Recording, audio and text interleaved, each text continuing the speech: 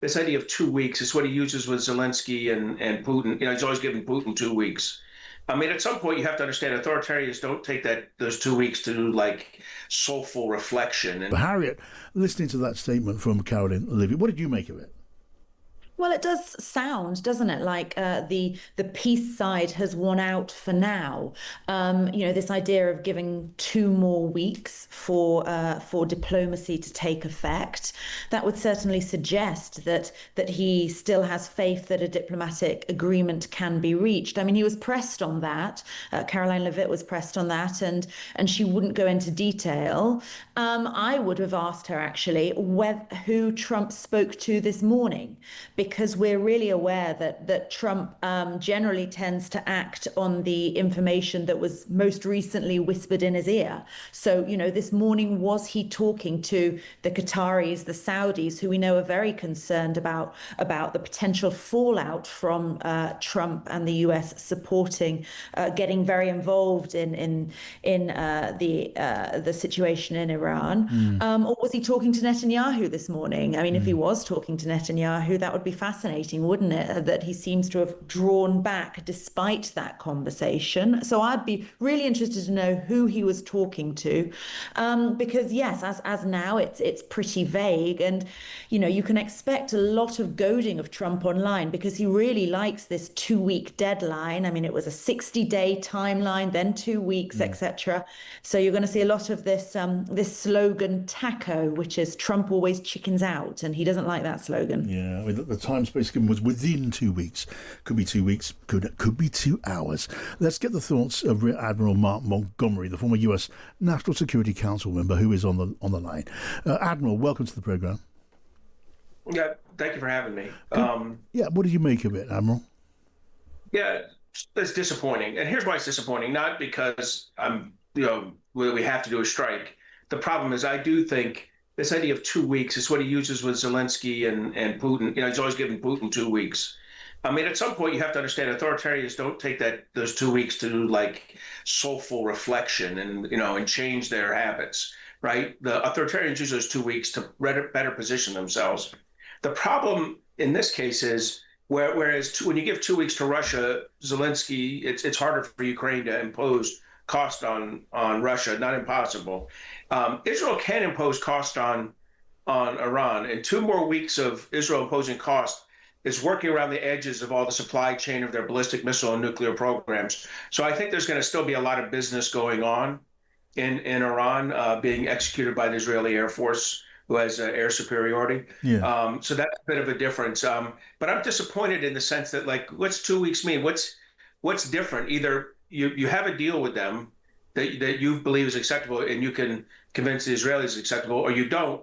And then you do the one thing the Israelis can't do. This would end in 3 or 4 days if the United States did a 2-night campaign against the nuclear facilities that require massive ordnance penetrators. Yes. I mean, Admiral, you're a military authority in a way that I simply am not.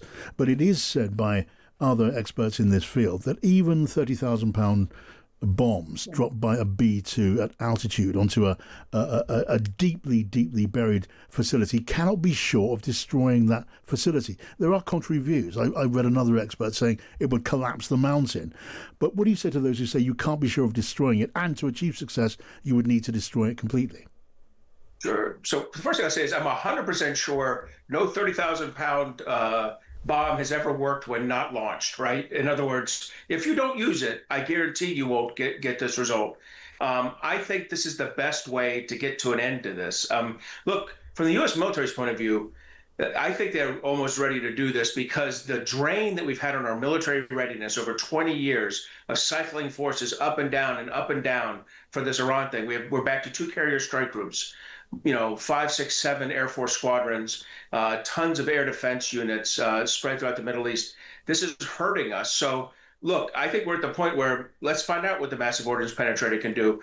It was built for this mission. If it doesn't work, it doesn't work. I don't think we're in a significantly worse position than we were than the morning before we did the strike. But I do happen to think it'll work. But I do acknowledge that we won't know till we do it. Okay, I mean, I can tell you, Admiral, that we've been crowding around the screens here watching that briefing. Here with me in the London studio, Adam Bolton and Anna Mikhailova, and our colleague Harriet Alexander there with you in the States. Adam, I just wonder whether actually between them, Karen Leavitt and the president haven't rather wrote themselves into having to do it, and I say that simply because the ultimatum which she gave, no enrichment of uranium and no nuclear bomb, is something which, so long as it's there, the Iranian regime is simply not going to accept. I mean, that's why this has been going on for so long.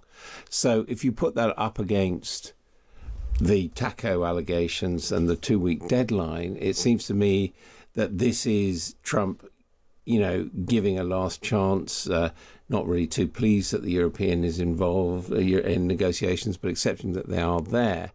But he's going to, on the basis of this briefing, they are going to hit a brick wall. And so that makes it more likely it's going to happen, I think. Yeah, I mean, that expectation is going to grow. What are you thinking, Anna? Well, it certainly stood out to me. On the one hand, I think it's correct to look at it as they've given themselves more breathing space with the 2 weeks. I mean, until now, even this morning, we were expecting something this weekend, perhaps, if it were to happen. Could still happen, but I think that up to 2 weeks does give it a bit more space for them to think and talk it through. But I do think her emphasis on his consistent position over Iran's nuclear program, I think that stood out to me, because she made a point of saying that, and she essentially gave both, whichever decision he makes, she gave him the justification for both. The arguments she will then use to defend him have been set out today, whichever way he sides. And also the presentation where we heard a lot about zero immigration legal immigration across the border, about the economy putting money in people's pockets. I mean, whether or not that's true, that was clearly designed to soften up his base to whatever he does. Yes. And we did hear those repeated statements, not only about what he said about Iran in the past, but how he is someone who is ready to take strong action, to quote. So, I think we did see a sort of sensitivity to the criticism he's come under, and it seemed to point in the direction that, yes, he'd give negotiations one last chance, but after that, he will go ahead. Yeah. Harriet, what's the big question on your mind? I want to know what Stephen Witkoff is going to be doing now. He's the person who is Trump's negotiator on this. Caroline Leavitt was asked whether he's going to be going to Geneva to take part in these discussions. She said she didn't know, and she would get back to us on that. He has reportedly, according to Reuters, been suggesting that the Iranians would transfer their nuclear enrichment facilities outside of the country. So that would be a way that Iran could have a nuclear power program, but it wouldn't be enriched to a level where a bomb could be created. The Iranians have reportedly dismissed that out of hand and said it's a non-starter. I think if they carry on with that position, then perhaps it does mean that this bunker busting bomb will be used ultimately. So I think it's going to be really interesting to see what he does for the next few days. Right, Rear Admiral Mark Montgomery, you're keen to come back. Yeah. So two thoughts. One, if Benjamin Netanyahu said up to 2 weeks, I'd probably be bracing myself for an attack in about an hour. So everyone's up to 2 weeks is a little bit different, but I tend to agree with your team that they're going to give him the full 2 weeks. And as far as Steve Witkoff, the best thing that could happen is that he goes back to selling real estate, because he hasn't been good for Ukraine, and he hasn't been good, in my mind, for this Israel-Iran problem. He is not solving the problem we have with this axis of aggressors, because in the end, they can't be negotiated into these softer positions. And I agree completely that Iran doesn't run this program so that it can be operated for peaceful purposes in another country for the development of a civilian nuclear power program in Iran. We all know that's not what the basis of this is. So if that's the basis for negotiation, it's not going to go anywhere. Yes, and as a former military commander, I suppose it is conceivable that even if the president has, as has some have reported, resolved on the idea in principle of joining the attack on Iran, that will also need to take into account contingencies of the reaction of Iran. And there are American assets in the region. There are bases in the region. There are other potential targets that America would wish to protect. Could the time also be used, Admiral, to get in place the strongest possible defences against an Iranian missile attack or something from what's left of those Iranian proxies? No, I agree. That's a great point. Two thoughts on that. One, we had just initiated a mandatory evacuation of dependents from Bahrain and other bases in the Middle East. So this can now finish. We're bringing in air defense assets to double down on what we have there and getting our forces probably consolidated underneath them. Because you're absolutely right. A likely response from Iran, a foolish response. I mean, if I were them, I would take the hit on Fordow and be thankful that's the only thing the U.S. Air Force is doing. Because as much as the Israelis can generate several hundred attack